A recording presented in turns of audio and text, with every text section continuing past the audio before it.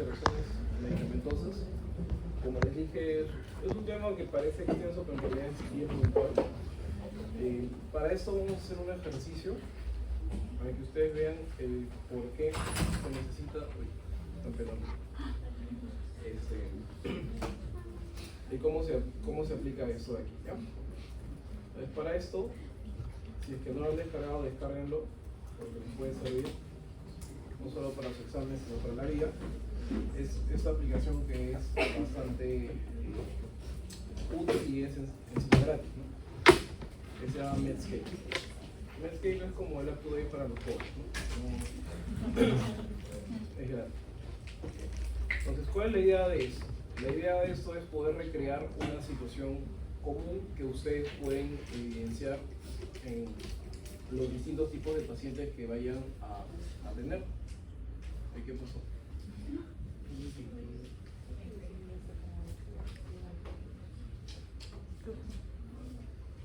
Ya. Entonces, a ver, para ir conociendo sus rostros. Ya, a ver, Jave. Ya, a ver, Jave. ¿Qué medicación se te ocurre que podría recibir, no sé, un señor de 80 años? Antihipertensivos. Ya, mencióname uno. El que se te ocurre, el que hayas escuchado en algún momento en tu vida, no sé. O pregunta abierta, mejor dicho. ¿Qué fármacos recibe generalmente una persona mayor? A ver, vamos a jugar. Ya. Alce la mano, a ver, usted doctor, le pongo. Sí. Capto. Ya, ok, ya, Enalapril, ya.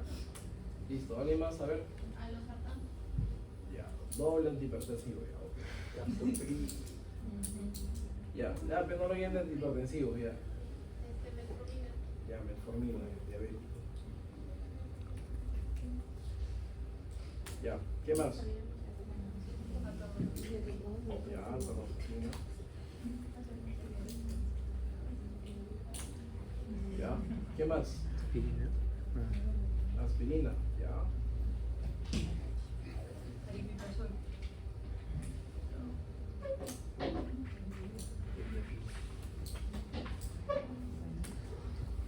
Ya, ¿qué más?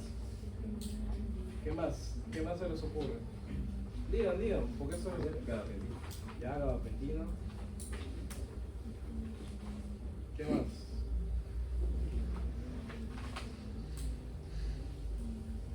Bueno, no importa. La lógica es la siguiente. Miren, de lo que ustedes me han comentado, en líneas generales podría ser cualquier anciano de 80 años que es hipertenso, que sufre dolor crónico, que es diabético, que sufre de glipemia, etcétera, etcétera, etcétera. Miren, entre toda esa medicación, que son 3, 4, 5, 6, 7, hay 8 interacciones encontradas, ¿no? Y acá te dice, mira, interacciones que hay que monitorizarlas de manera seria y que hay que valorar si es que realmente hay que usarlas o alguna alternativa. Los que tienen que monitorearse de manera rigurosa y bueno, en este caso no lo hay, pero hay algunas que pues pueden haber interacciones, pero no necesariamente remarcan remarcan importancia clínica o que hay algún riesgo con la vida, pues, ¿no? Pero en líneas generales sí. Entonces, esto que a ustedes les ha parecido tan sencillo y que les habrá tomado pues menos de 5 minutos revisarlo con un paciente que se han inventado, lo tienen que hacer con sus pacientes que vayan a ver tanto en su simulación como en el hospital, porque muchos de ellos o de los problemas por los cuales llegan, tú te matas pensando en la enfermedad raraza, ¿no? El paciente tiene, no sé, histiocitosis, X, no sé, cosas por el estilo, pero en realidad todo se puede traducir desde el simple hecho de la interacción farmacológica.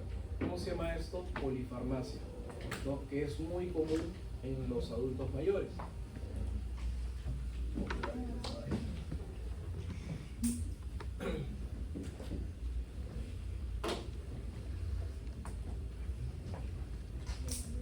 Ya, entonces, ¿cuál es la idea de acá? que aprendan todo el sistema enzimático citocromo P, no. La idea de esto es que ustedes logren identificar qué tipos de interacciones existen para que tú las puedas sospechar. Una vez que las sospechas, ¿qué es lo que hago? Ah, doctor, yo creo que el trastorno, la alteración del estado de conciencia de este paciente puede ser debido a esta hiponatremia. Y dentro de su medicación vi que había una interacción que justificaba, es más, incrementaba el valor del diurético. Y eso me causaba la hiponatremia. Allá. Resolviste el caso de simplemente analizar una interacción medicamentosa, ¿no? Entonces, la idea es que entiendan los grupos que hay. Y en base a eso, ustedes puedan armar sus sospechas. Y eso lo vamos a ver con las curvas. Para esto, tenemos este pequeño casito. ¿Alguien que desee leerlo? ¿Nadie? A ver otra vez. Paciente de 21 años, adicto a narcóticos, heroína, morfina, llega a emergencia inconsciente con hipotensión, bradipnea, miosis, hipoxemia menor a 90%, reflejos atenuados. Se le indica naloxona de 0.05 miligramos intravenoso. Mejora la función respiratoria y se estabiliza. Posteriormente, cuando ha mejorado su función respiratoria y recobrado la conciencia, se indica buprenorfina de 16 miligramos SL. No se llega a presentar síntomas de abstinencia tras dicho manejo. Posteriormente entra un proceso de rehabilitación manejándosele con metadona bioral. ¿Qué opinan del caso? Estoy diciendo qué opinan del caso, o sea, cuáles son sus opiniones. Es una pregunta abierta, no es que haya una respuesta incorrecta. ¿Qué opinan de eso? Dime. Bueno, en este caso, tiene como, por así decirlo, una intoxicación, podría ser por narcóticos, por los opioides, y se le da naloxona, que es, por así decirlo, como el antídoto, ¿no? Pero para que no desarrolle una abstinencia, se le da lo que sería la buprenorfina o la metadona, que son fármacos que se le da a las personas para que no desarrollen abstinencia. Muy bien, muy bien. ¿Alguien más? ¿Alguna otra opinión? Sí, doctora, sí. ¿Usted? No. Ya, que comienza su reflexión. ¿Usted, doctor? Sí, usted solo manda. Ya, bueno, quiero opinar que en este caso la morfina en realidad es más potente que la morfina, pero menos eficaz. Y en este caso, como lo que mencionó la compañera, al aplicarlo, evitaríamos que el paciente entre en un síndrome de abstinencia y al mismo tiempo también estaríamos dándole, digamos,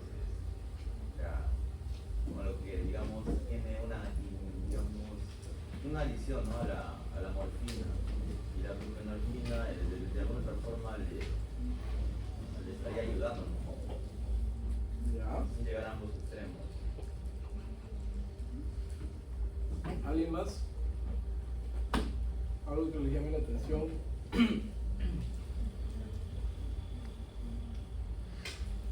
¿No hay más? Ya. Bien, efectivamente, como ustedes han mencionado, están frente a un caso de intoxicación por opioides, ¿no? En este caso por la heroína y la morfina, ¿no? Ahora, se le da naloxona básicamente por esta situación: bradipnia, más que la miosis, la bradipnia y la hipoxemia y reflejos atenuados, con compromiso hemodinámico.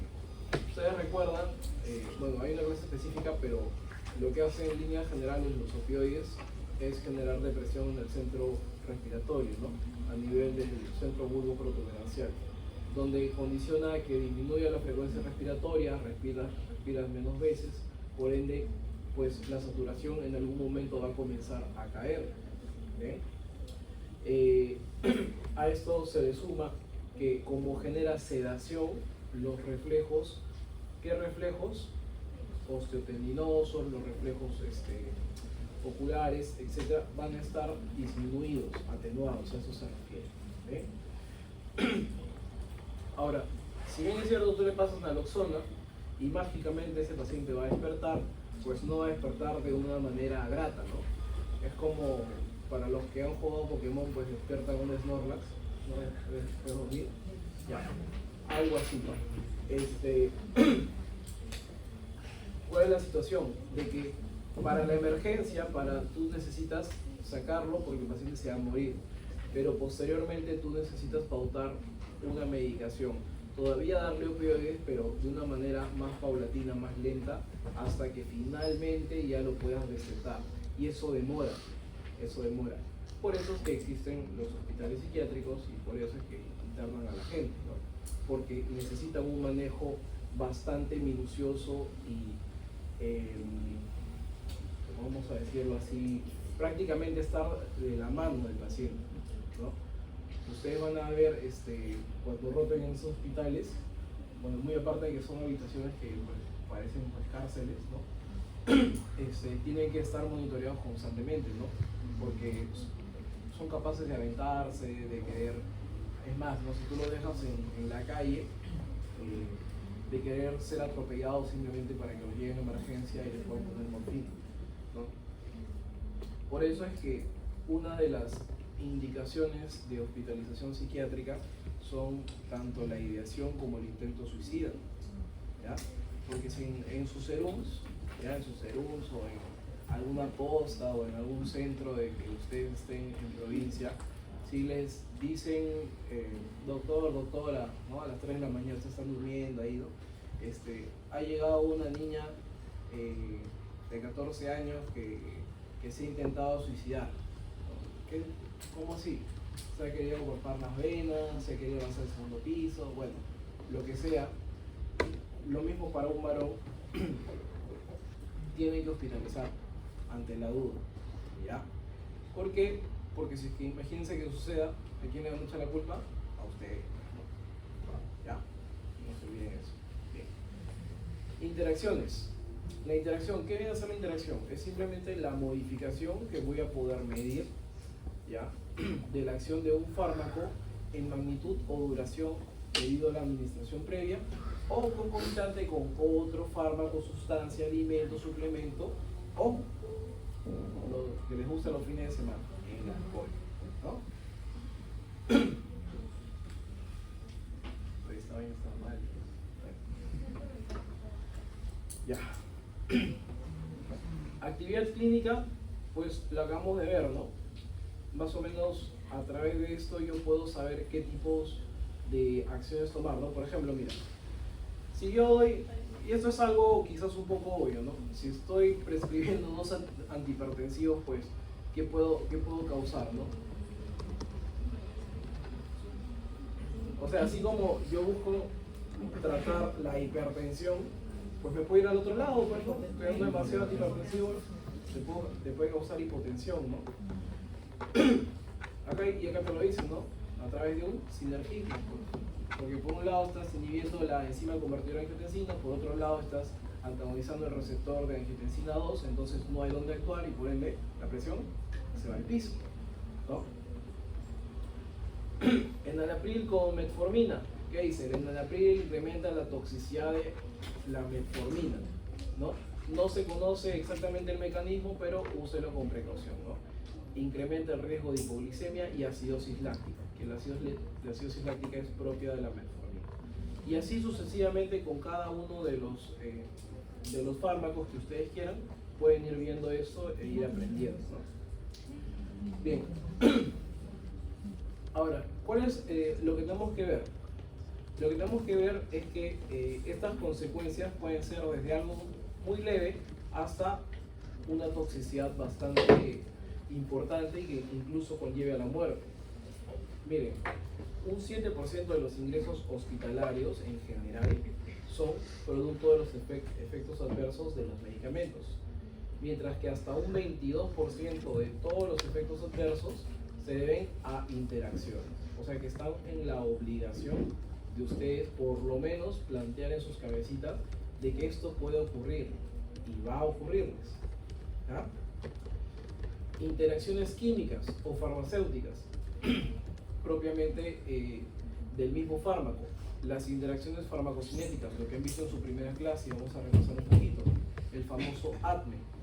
Las interacciones farmacodinámicas que ya hemos visto, vamos a hablar un poco de sinergismo, de la potenciación, de la inhibición, del antagonismo aparente y el agonismo inverso.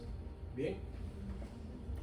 Luego tenemos a lo que es justamente los mecanismos de interacción farmacocinética, donde en la absorción obviamente centrándose en principalmente lo que viene a ser vía oral, ¿qué es lo que va a condicionar de que un fármaco se absorba de manera adecuada o no en vía oral? Exacto, ¿no? Que haya un adecuado pH gástrico. Es distinto que un fármaco se absorba en un pH ácido normal a que se absorba en un pH gástrico que está sometido, no sé, ¿no?, a omeprazol por un año, ¿no? Va a ser distinto. La formación de quelatos, hay algunas sustancias que tienden a formar quelatos. Dentro de estas sustancias que forman quelatos, una de las más comunes y que de repente nunca se lo han preguntado o han pasado por sus cabezas, es por ejemplo cuando están comiendo su famoso ceviche, ¿no? Si el pescado que se usa generalmente para, vamos a decirlo así, las cevicherías promedio, no tan caras, ¿no?, o sea, regulares, pues, ¿qué van a buscar los, como todo negocio? Ganar, pues, ¿no? ¿Y qué te van a vender? ¿El pescado más fino? ¿El que está criado en una piscigranja? O no, te van a ir al pesquero o al muelle, no sé, y te van a comprar un toyo de ese tamaño, que es básicamente un tiburón, que es carne blanca, te van a decir, no, es lenguado, te van a decir, ya. Y como tiene el mismo color, tú te das cuenta, pero ¿cuál es el tema? Que son pescados de vida media larga. Ahora, mientras más tiempo de vida media tenga un pez, el detalle es que más metilmercurio va a comenzar a acumular, y más metilmercurio por ende tú te vas a llevar a tu organismo. Pero quien inventó el ceviche, pues o sabía algo de farmacología o simplemente jugó a la alquimia, porque el culantro, el famoso cilantro en varias otras partes del mundo, funciona como quelante de mercurio. Entonces el mercurio que tú te estás ingiriendo, pues no te estás haciendo daño gracias a eso. ¿Ya?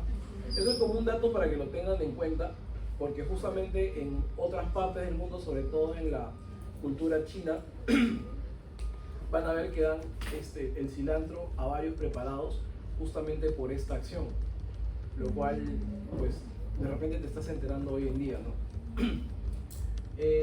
Con referente a la distribución, se refiere al desplazamiento de fármacos unido a proteínas plasmáticas. ¿Qué quiere decir esto?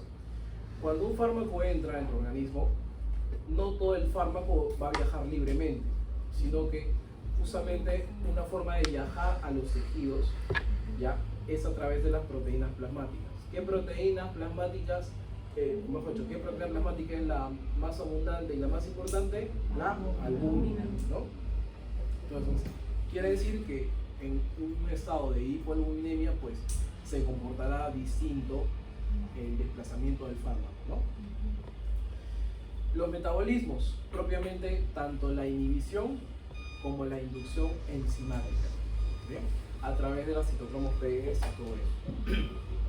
La eliminación, si es que hay problemas en la alteración de la circulación enterohepática, como por ejemplo en cuadros de esteato, hepatitis avanzados, o en casos de cirrosis hepática, donde ya hay un daño, ¿no?, y se altera la circulación enterohepática, así como cuando hay daño renal, ¿no?, y hay alteración de la reabsorción tubular o alteración de la secreción tubular. Ahora vamos a ver algunos ejemplos.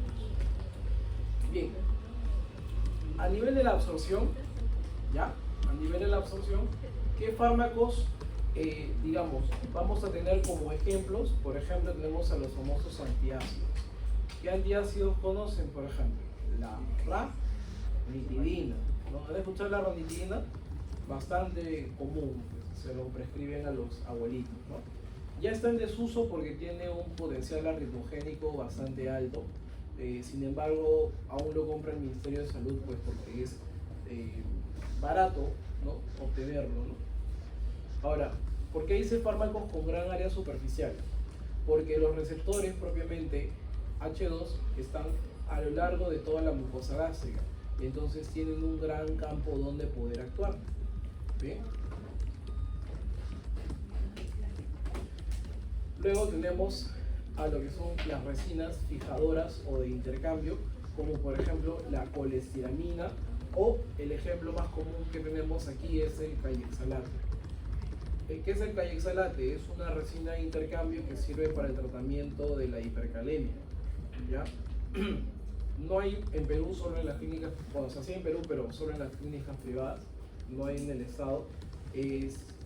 Como su mismo nombre lo dice, son resinas o sustancias que atrapan en vacuolas al potasio y lo terminan eliminando por vía renal, ¿ya? Quelantes, ¿no? Algunos cationes. Alteración de la motilidad gastrointestinal. Tenemos los que aumentan la motilidad, como por ejemplo la metoclopramida. Ustedes van a ver mucho esta asociación, ¿no? Disminución de la motilidad, ¿quién? Por ejemplo, los opiáceos. Aumento de la motilidad, metoclopramida. Por eso es que generalmente a las personas que usan por alguna razón opiáceos, o de repente se les tiene que administrar porque en el hospital tienen alguna condición de dolor que lo amerite, se les trata de asociar con metoclopramida, porque el efecto constipador del opiáceo es contrarrestado con el efecto prokinético de la metoclopramida. Adicional a eso, la metoclopramida es un antiemético y antinauseoso bastante bueno, ¿no? Entonces, por eso siempre van a ver esa asociación. Por ejemplo, tramadol con dimenhidrinato, que es el famoso Gravol, o tramadol con la metoclopramida. ¿Ya? Disminución de la motilidad, donde dijimos los opiáceos, y alteraciones del pH gastrointestinal, los famosos anti-H2 y los IBPs, ¿no? Omeprazol, pantoprazol, esomeprazol. Esta tabla solamente es para mostrarles los distintos tipos de fármacos que van a interactuar con todos los tipos de antiácidos que hay, ¿no? No solo existen la ranitidina, el omeprazol, sino hay algunos otros tipos, como el hidróxido de magnesio, el aluminio, el carbonato cálcico. Ustedes de repente han visto que su abuelita, por ejemplo, ¿no? Antes te dice, estás estreñido, tómate esta leche de magnesia, ¿no? O tómate esta milanta, el famoso milanta, ¿no? Ya, justamente, si bien es cierto, tienen ese efecto de condicionar a deposiciones líquidas o inducir una diarrea, pues también tienen un efecto protector, entre comillas, ¿no?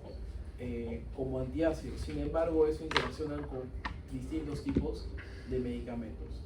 ¿Necesito que aprendan esto? No, pero sí que le den una revisada, ¿ya? Ojo, al menos las fijas del examen, de su examen de parte mía, yo solo les voy a decir, no les voy a decir esto, les voy a preguntar, pero sí les voy a remarcar algo, así que traten de tenerlo en cuenta, ¿no? Como por ejemplo esto, ¿no? que son gráficos que tienen que entender. Ya. Interacciones a nivel de la absorción con antiácidos. Por ejemplo, acá está el comportamiento del ciprofloxacino en presencia de antiácidos. A ver, ¿alguien que quiere interpretar esta gráfica? No es muy compleja, ¿eh? ¿Cómo interpretarían esa gráfica?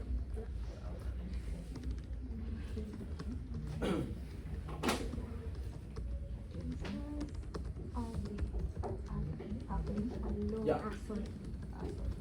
¿Cómo interpretarían esa gráfica? A ver.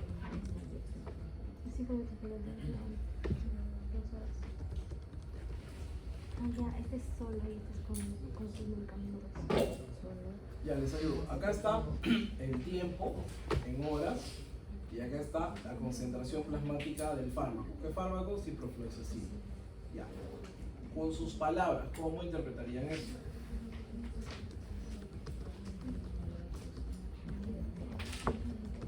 A ver, doctora. Que la concentración en plasma de la ciprofloxacina, cuando es administrada sola, llega a un pico mucho mayor que cuando es administrada con otras cosas, o como con antiácidos. Ya. En líneas generales, eso es el resumen, ¿no? ¿Alguna otra precisión? Sí, doctora. Sí. La concentración del ciprofloxacino en plasma llega en su concentración pico a a 3 nanogramos sobre mililitros aproximadamente entre como 2 horas, ¿no? Después de 2 horas.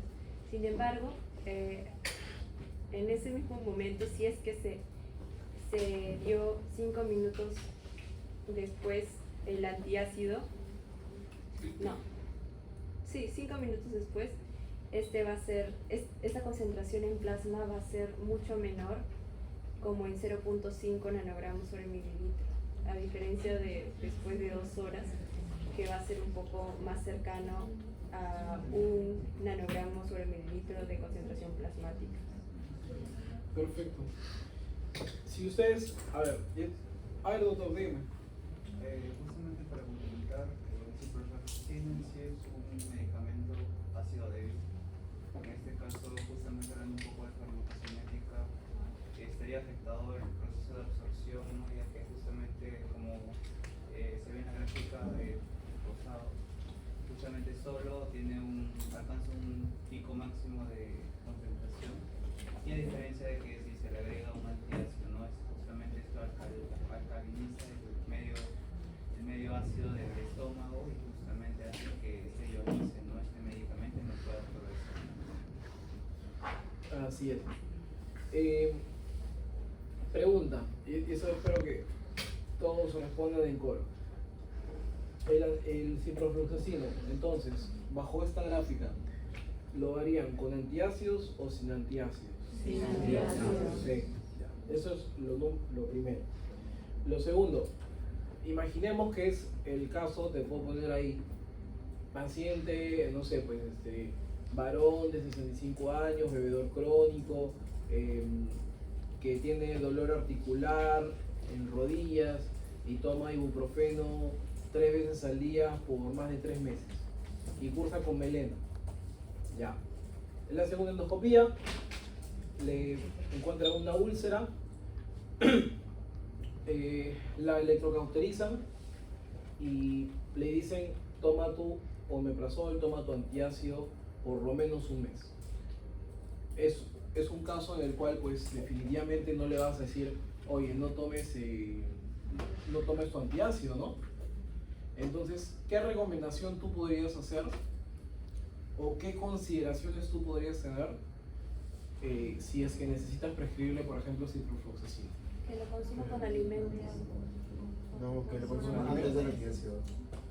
Antes del antiácido, ya. ¿Cuánto antes o cuánto después? ¿Cuántas horas después? A ver, con 2 horas después del antiácido, ¿actúa bien? Similar a... No, pues no. Entonces, en líneas generales, para que eso bueno, no está acá, pero para que tengan una idea, más o menos son entre 6 a 8 horas posterior a la ingesta de algún antiácido. O sea, generalmente si el paciente toma omeprazol o algún prazol que se tome en ayunas, ¿no? Se le pide que lo tome a mediodía, ya, a grosso modo. ¿Para qué?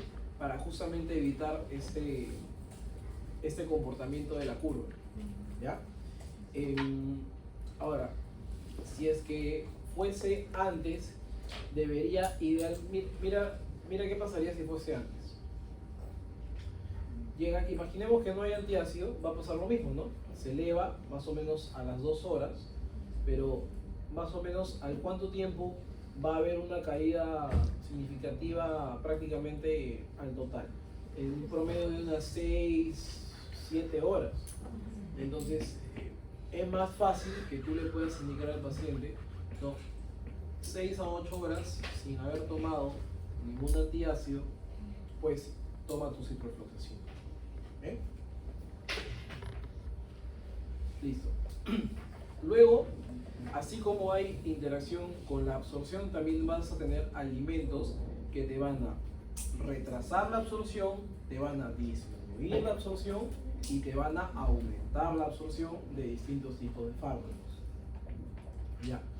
Y, doctor, tengo que aprenderme todos los fármacos que se retrasan, se disminuyen. No. La idea es que te lleves a tu mente de que, porque es una clásica pregunta, ¿no? Te dicen, ¿puedo tomar esto con los alimentos? ¿No? puedo comerlo en mi cena, con mi cena, puedo tomarlo con mi desayuno, y preguntas, puedo tomarlo a mi media mañana, etcétera, etcétera, etcétera, ¿no? Entonces, ¿qué sí quizás sería importante que recuerdes? Algunos que te voy a señalar. Por ejemplo, ¿qué pasa si tienes un paciente que tiene enfermedad de Parkinson, ¿no? Y le dan su levodopa, ¿no? Con su desayuno.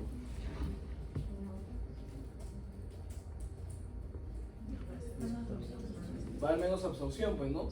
Y por ende no va a haber el efecto que tú buscas, ¿no? Entonces el paciente puede estar con más temblores en los miembros superiores, más intranquilidad, ¿no? Por ejemplo, ¿no?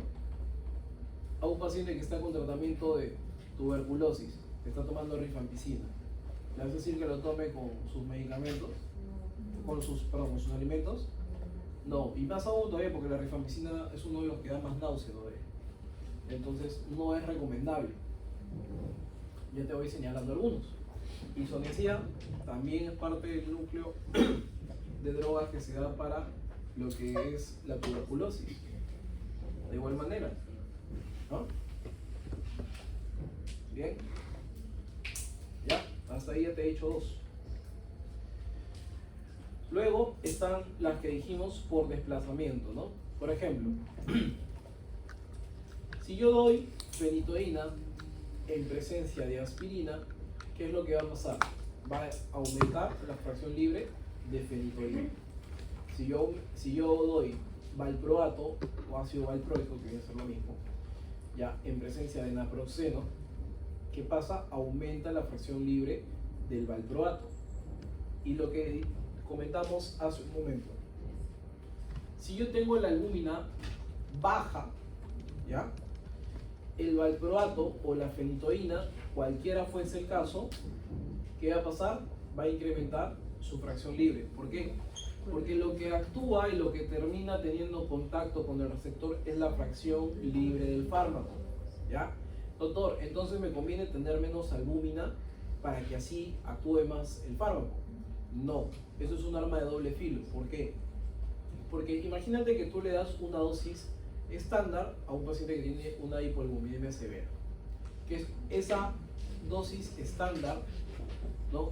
Para ese paciente puede ser exacto, puede ser tóxica, puede ser un exceso. ¿Por qué? Porque va a tener más fracción libre circulando y uniéndose al receptor.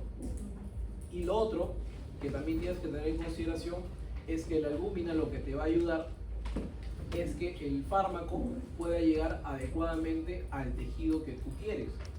No es lo mismo que tú quieras dar, por ejemplo, un fármaco para que actúe localmente en la piel como para que actúe a nivel del sistema nervioso central, porque tendrá que pasar la barrera hematoencefálica y para eso necesitará transportadores y necesitará un adecuado volumen de distribución. ¿Quién te da el volumen de distribución de manera adecuada? Justamente la albúmina, ¿no? Listo. Ahora, esto que hemos comentado, ¿por qué dice que son poco relevantes en la clínica? Porque no son muy frecuentes. Ahora, sin embargo, cuando se presentan, tienen un estrecho rango terapéutico. ¿Qué quiere decir? Que si no las detectas a tiempo, se te puede pasar la mano y el paciente puede fallecer. Bajo volumen de distribución es lo que les comentaba, ¿no? No hay albúmina o hay poca albúmina, no llega adecuadamente a los tejidos y sí aumenta su vida media. ¿Por qué? Porque justamente está circulando más tiempo en el torrente sanguíneo. Sustrato, ¿ya? Definiciones. Viene a ser el fármaco que se metaboliza por un determinado sistema enzimático.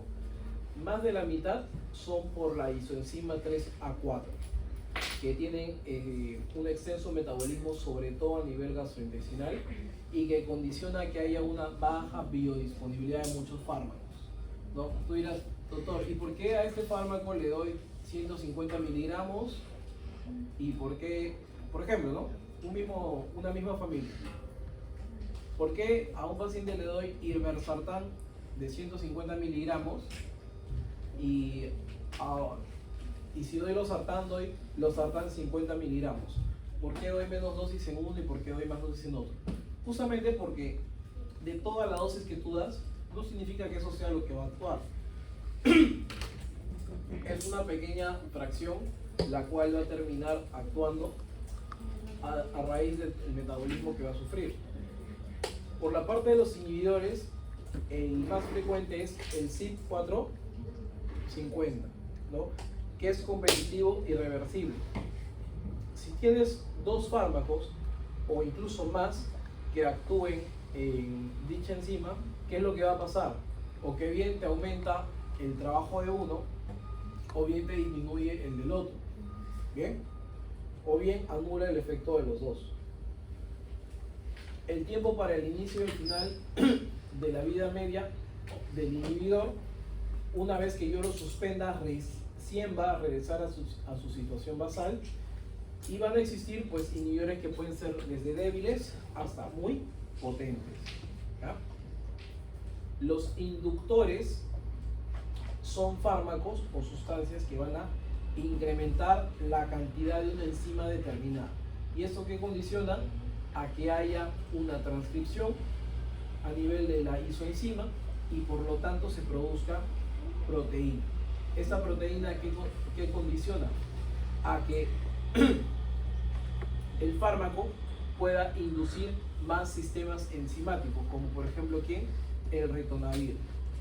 El ritonavir es un fármaco que se usa en la terapia antirretroviral para el tratamiento del VIH y también para el tratamiento de la infección por virus de hepatitis C. Entonces, al inducir varios tipos de subsistemas, 3A4, 2D6, glucuronidrotransferasa, ¿qué condiciona? A que haya distintos tipos de efectos que puedan aparecer a la larga y que su metabolismo se vuelva mucho más inestable. ¿Ya? Acá tienen algunos ejemplos, solo para que lo puedan leer. De acá, de esta tabla, ¿cuál sí me interesa que recuerden? Amiodarona. ¿Ya? ¿Por qué amiodarona? ¿Saben qué es la amiodarona?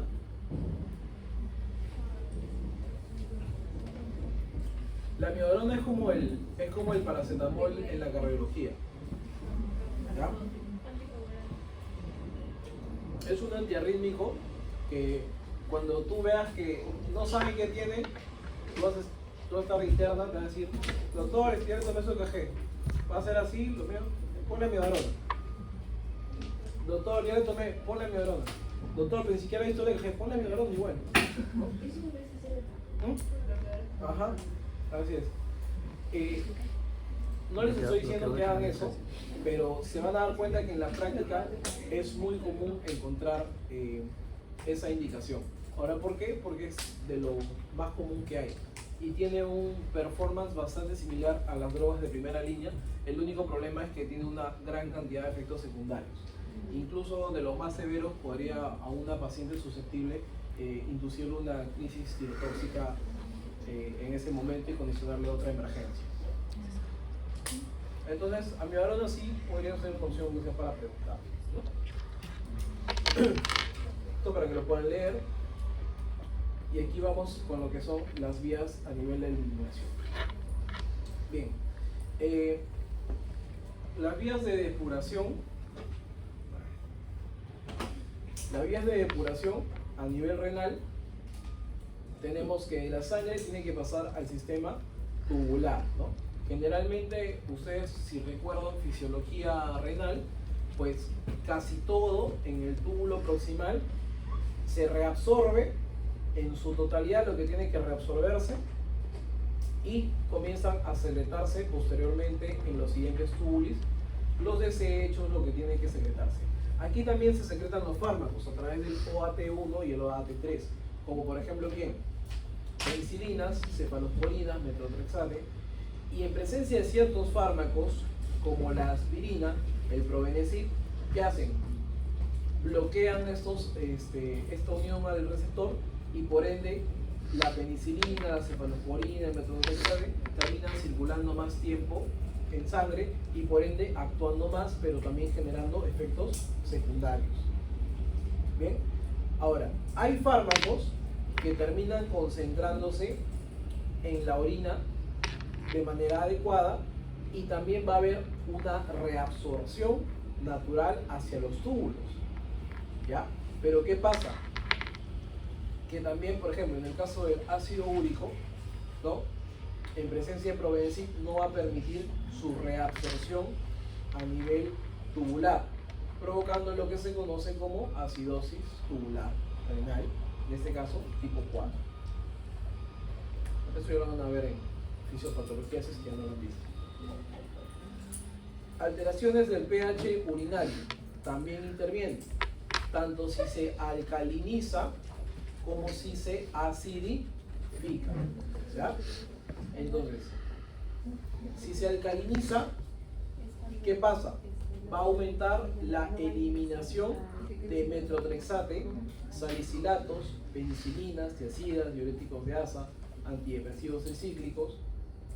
Y la acidificación, por ejemplo, en caso de las anfetaminas, va a aumentar su eliminación, también la metformina, la morfina, etc. Los que alteran el flujo sanguíneo renal, lo más común que tú y yo hemos escuchado, ¿no? Los famosos antiinflamatorios no esteroideos, ¿no? Te dicen que son gastrolesivos y nefrotóxicos. Ahora, ¿por qué son gastrolesivos y nefrotóxicos? Por inhibición del. Claro, dentro de su mecanismo de acción que inhibe la COX, pues disminuye lo que es justamente la producción de algunas prostaglandinas, específicamente la E2, que tiene propiedades vasodilatadoras, y eso condiciona a que haya una estenosis y una vasoconstricción a nivel de la arteriola aferente, disminuyendo el flujo sanguíneo renal. Por ende, baja justamente el flujo sanguíneo y el riñón entra en fallo. Ya. Y aquí sí su atención, porque aquí sí van a venir sus preguntas, al menos la mayoría. ¿Ya? ¿También todos están despiertos? ¿Sí? Ya. ¿Qué pasó? Ah, ya, bueno, escribes tu problema al coordinador. Ya. Listo. Las interacciones de tipo aditivo. ¿Qué quiere decir que son de tipo aditivo? Miren.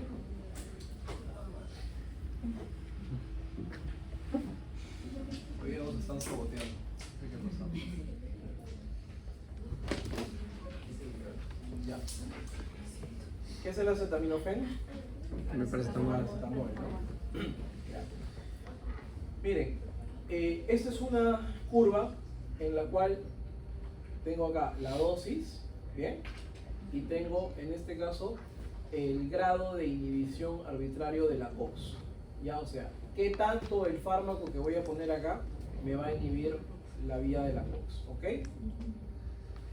El acetaminofén, a más dosis, digamos, llego al tope de dosis, voy a tener un 4 de respuesta.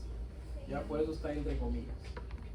Si doy ácido acetil salicílico o aspirina de manera sola, llego hasta un nivel de 6 a su máxima dosis.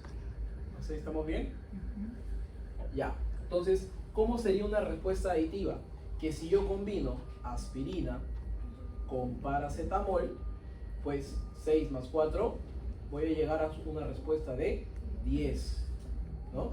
Entonces, ¿qué me dice el efecto aditivo? La respuesta final es igual a la suma de los efectos de cada droga. ¿Bien? ¿Se entendió? Ya. Ese es el aditivo. Ya. Que se puede confundir mucho con el sinergismo. Entonces, acá atento. Lo mismo.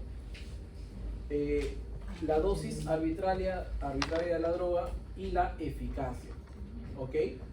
Para ponerles un número y que lo puedan entender en relación al anterior, imaginemos que, mira, acá tú ves ampicilina, ampicilina sola, gentamicina sola, ya.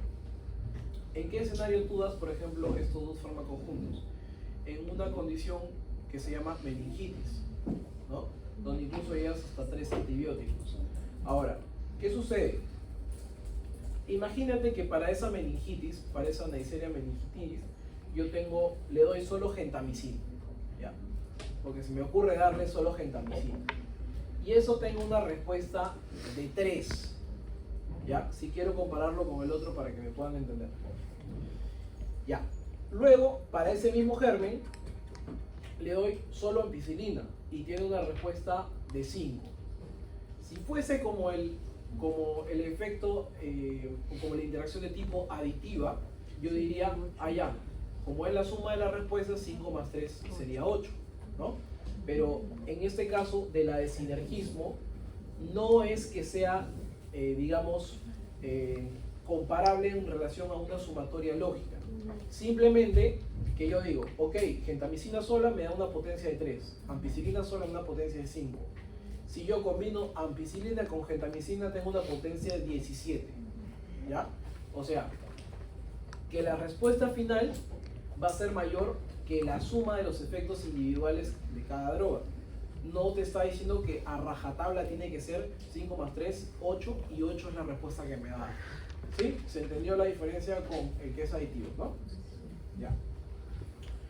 Luego tienes las interacciones de tipo potenciación. ¿Ya? Acá, ¿cuáles tienes? Por ejemplo, los antibióticos beta-lactámicos con inhibidores de beta-lactamasa. ¿Qué es eso, doctor? Si tú, imaginemos, pues, ¿no? Ustedes, bueno, muchos de ustedes me imagino que tienen sus seguros particulares, pero las personas que no lo tengan, por si no lo sabían, por sus derechos, por ser peruanos, cuando aún así no lo fueran y fuesen de otra nacionalidad, igual tienen CIS, ¿no? Ahora, imaginemos que van al CIS, ¿no? No sé, a la posta porque tienen, no sé, un dolor de garganta, están con tos con flema, fiebre, no les calma, ya han contagiado a toda su familia, entonces le dicen, anda al doctor, ¿no? Mira, bien, entonces, ¿qué sucede? Tú vas y te prescriben, por ejemplo, amoxicilina, ¿no? Y te dan un blister que encima está vencido, ¿no? Y que ese blister en la farmacia te cuesta, pues, un solo 10 pastillas.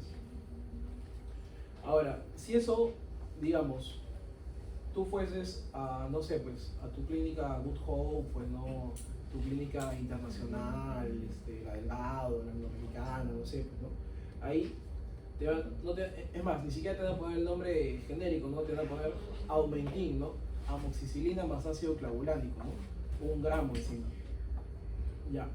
¿Cuál es la idea de adicionarle el clavulánico o el ácido clavulánico o clavulanato? ¿Para que cueste más solamente? ¿O cuál es la idea?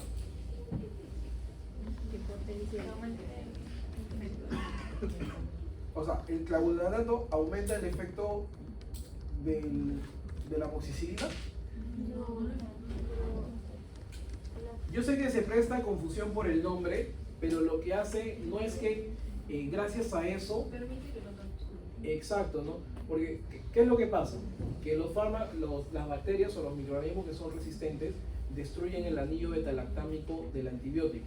Por eso es que las penicilinas, en líneas generales, ya para esos tiempos, no son de mucha utilidad, ¿no? Así que si es que tú ves que alguien se está poniendo penicilina G intramuscular, sobre todo para que las señoritas lo tengan en cuenta, es porque tu queridísimo novio o enamorado o prometido, lo que fuese, te está adornando, ¿no? Porque la única indicación es, pues, para sífilis, ¿no? Entonces, bien, ya. Dicho sea de paso, pero bueno, ya se despertaron. El ácido clavulánico, algunos están buscando ahí. Ya, el ácido clavulánico lo que le da es estabilidad a la molécula para que pueda actuar. ¿Ya? Para que pueda actuar. No es que eso potencie el efecto, así como en este ejemplo, ¿no? A que actúe más. Simplemente que hace que la primera molécula no se degrade. Por eso es que cuesta más, por eso es que lo ayuda. ¿Ya? ¿Se entendió? Sí. Ya. Luego tenemos las interacciones a nivel permisivo. Ya, acá vamos a poner un ejemplo. Por ejemplo, alguno de ustedes, pues me imagino que se va en transporte público. Entonces a las 10 de la noche está cruzando el puente, ¿no? Para tomar su chino, pues, ¿no? El San Bartolo Pucusana, entonces. Ya, bueno. Imaginemos que, y Dios no quiera que no pase, que están cruzando el puente y lo siguen dos personas con capucha, ¿no? Entonces, su corazón comienza a latir más rápido, comienzan a estar con su oración, si tenías ganas de ir al baño se te quitan, ¿no? Entonces, tu sistema simpático se activa, ¿no? Entonces, si yo a una persona X simplemente le añado, por ejemplo, norepinefrina, no me pregunten por qué, simplemente es un ejemplo, en comparación al otro contexto donde, ¿qué está pasando acá? Se está liberando cortisol producto de la situación de estrés que estás pasando, ¿no? Y eso afecta toda la glándula suprarrenal y termina afectando también a nivel de la médula específicamente, y la liberación de norepinefrina va a ser de manera sostenida, ¿no? Ahora, porque tú no le dices a tu cuerpo, oye, libera norepinefrina así porque sí, ¿no? Sino que tiene que haber un condicional, una respuesta o un estímulo para que esto se dé. En este caso es la presencia del cortisol. ¿Ya? Sí, pues. Luego tenemos el antagonismo. En el caso del antagonismo, tenemos tres ejemplos. Primero, el agonista común solo, ¿no? Ustedes ven acá el receptor, concuerda con el fármaco y se da su acción. Ahora, ¿qué pasa si es que se encuentra con un antagonista competitivo? ¿Qué dijimos que a qué se llamaba competitivo? A que justamente van a interactuar con el mismo receptor. Entonces, el antagonista competitivo se une acá y el otro ya no va a poder entrar, ya no va a poder actuar. Por ende, la acción va a ser mucho menor. Traducido a la gráfica, tenemos lo siguiente. Si yo administro el agonista solo, no tengo que llegar a una concentración muy alta para poder tener un efecto máximo. Distinto de que si yo tengo el mismo agonista en presencia de un antagonista competitivo, en el cual necesito mucha mayor dosis para llegar al mismo efecto. ¿Sí? ¿Se entendió? ¿Seguros? Un grillo se nada. Ya, a ver, de nuevo, ya. Miren el gráfico. Agonista solo. El receptor está diseñado para él, lo está esperando a él nada más. ¿Ok? Se une y el agonista comienzo a administrarlo. Ya no necesito dar un exceso de dosis. O sea, simplemente con una dosis progresiva, sostenida, llego rápidamente al efecto máximo. Si en presencia de un antagonista competitivo, yo doy ese agonista, como los dos van a competir por el mismo receptor, ¿qué va a pasar? Voy a tener que dar más del otro para tener la misma respuesta. ¿Ok? A eso se refiere. Luego tenemos la otra situación, en la cual tenemos al mismo agonista, pero mira el receptor. Ya no lo miren porque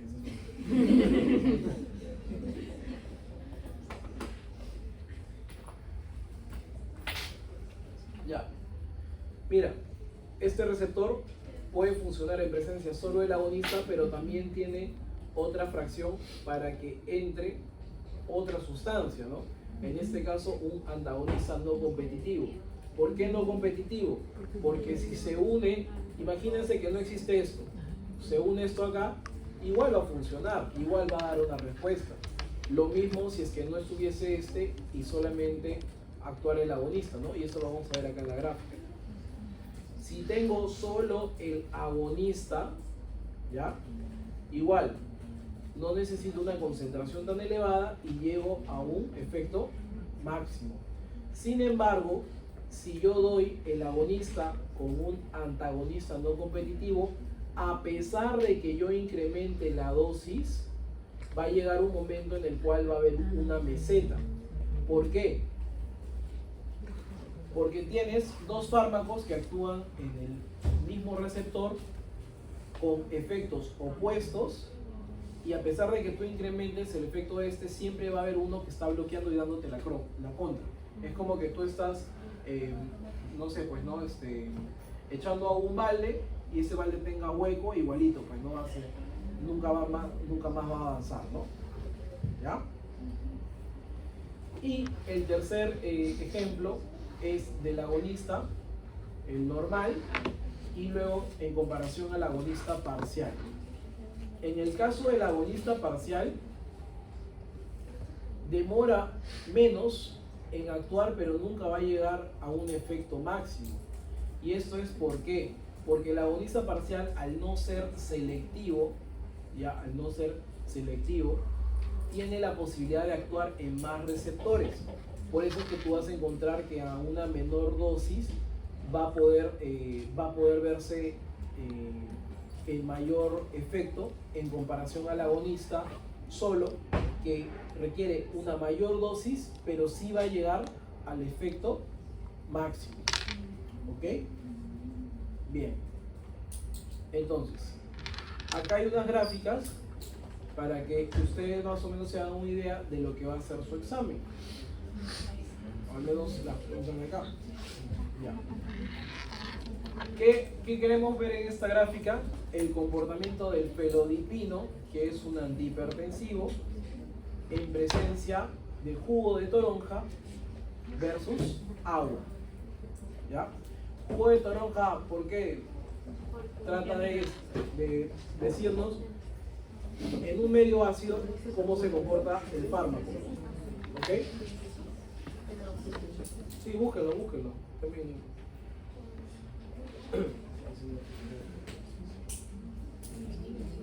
¿Ya? A ver, chicos, ¿cómo interpretan la gráfica?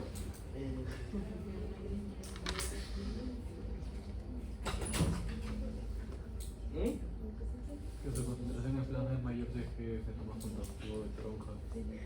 Ya. ¿Qué más? Es un efecto de potenciación. Ya, sí, está bien. ¿Qué más?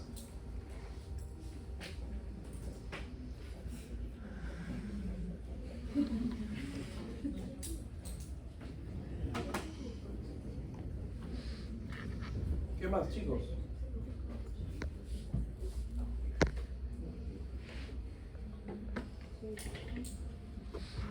Doctor, es un efecto de potenciación porque si no hay medio ácido no funciona el felodipino. Así es. En un medio ácido se concentra mucho mejor, se absorbe mejor y también mira su curva de distribución respecto al agua. ¿Tú qué es lo que quieres con un fármaco antihipertensivo? O sea, que se concentre bien para que baje pues efectivamente la presión arterial, ¿no? Entonces, en un medio ácido, ¿cómo se comporta? Mejor, ¿sí o no? ¿Sí? Ya. Ahora, dado esta gráfica, los cuatro son del mismo fármaco, ¿ah? Explíquenme esta de acá. Esta tiene truco, pero a ver si es que me lo pueden explicar.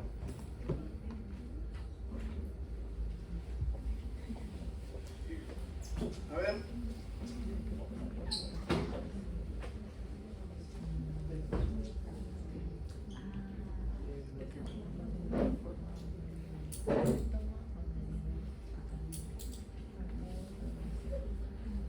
¿Alguien?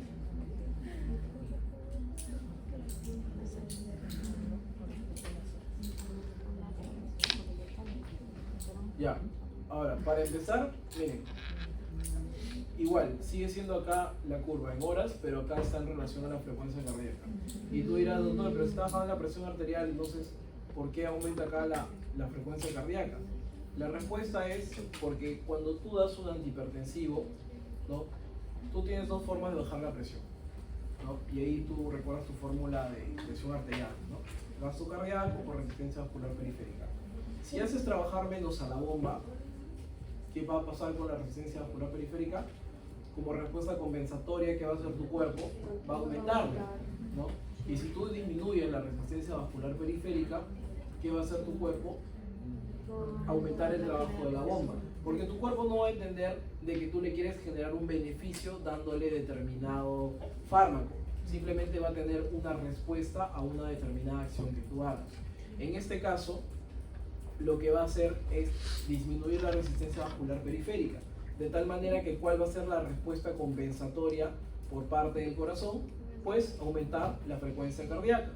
Si aumenta la frecuencia cardíaca, pues ¿qué va a aumentar? Va a aumentar el gasto cardíaco, ¿no? Entonces, por ende, pues la presión se va a tratar el cuerpo de sostenerla. Por eso es que ustedes ven este efecto. Ahora sí van a poder interpretar con mayor facilidad eso aquí. Aquí tiene la presión arterial sistólica y el tiempo en horas.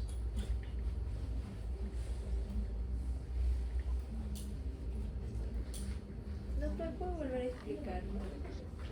¿La segunda? Sí. Ya. Les decía que en relación, ya quedamos que el fármaco se absorbe y se concentra mejor en un medio ácido. ¿Ya?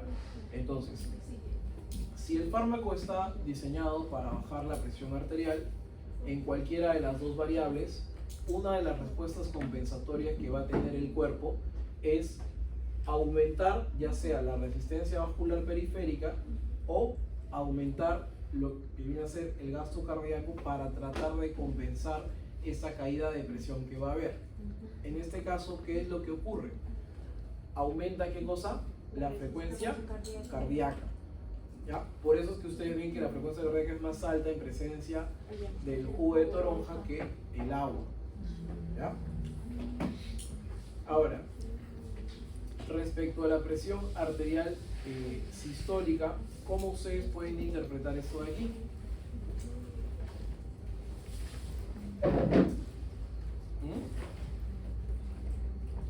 ¿Cómo lo interpretan?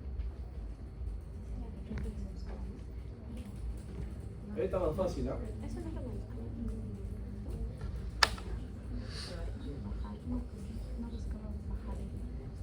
Si tú buscas bajar la presión arterial, ¿no? En presencia del jugo de toronja o el medio ácido, pues baja mucho más justamente con esto, ¿no? En comparación al agua, que sí baja, pero no de manera tan significativa. Y lo mismo con la presión arterial diastólica. ¿Bien? ¿Se entendió? Ya. Este es el tipo de gráficas que van a ver. Si se dan cuenta, no son gráficas de mayor complejidad que tienen que haber. ¿Preguntas hasta ahí? ¿No? Ya. Sí, o sea, la idea de las preguntas que se puedan tomar en el examen son más o menos de esta índole de interpretación, no de memoria. ¿Ya? Lo otro, ¿ya hicieron su evaluación diagnóstica? Sí. Ya. Que Ok. se muestre la separación.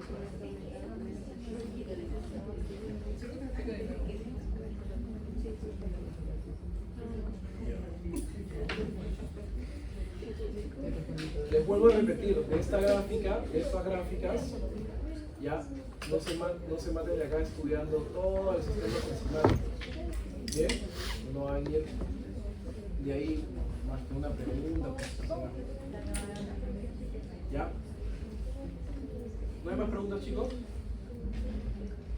Ya. Si no hay más preguntas, podemos dar por finalizada la clase.